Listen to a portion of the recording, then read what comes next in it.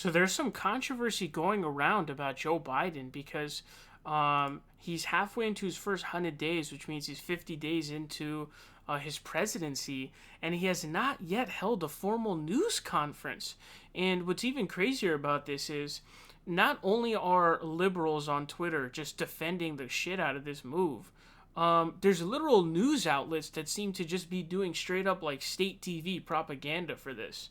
So we all know the reason why he hasn't held this press conference, right? We all know the reason. It's the same reason why he didn't do any campaigning during the 2020 cycle. It's because he wants to hide himself and he doesn't want to make a fool of himself, in a press conference. But it's so bonkers to me. But here, check this out. It says halfway into his first 100 days, President Joe Biden has yet to hold the formal solo news conference, raising questions about accountability with the White House under increasing pressure to explain why.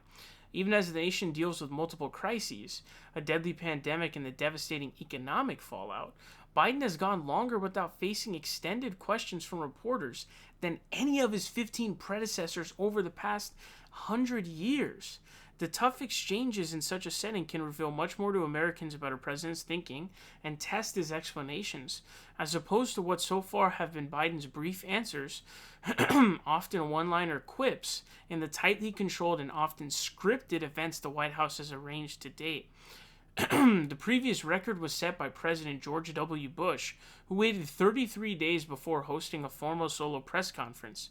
But that was more of an anomaly. Many others held them within a handful of days or a few weeks of taking office, according to an analysis of documents in a database maintained by the American Presidency Project at the University of California, Santa Barbara.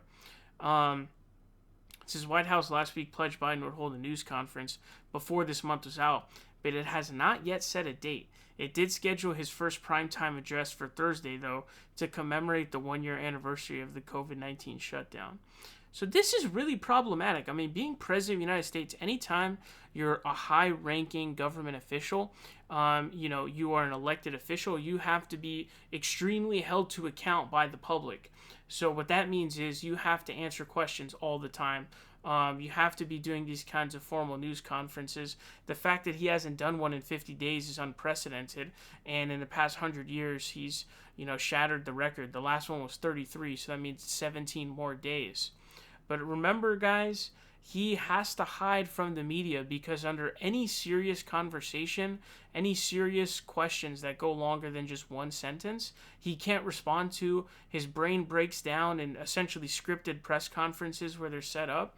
And so it's obviously his wife, Jill Biden, Surgeon General, and then also, Kamala Harris and his crew is protecting him from that environment, and they're probably pulling the strings behind the scenes anyways.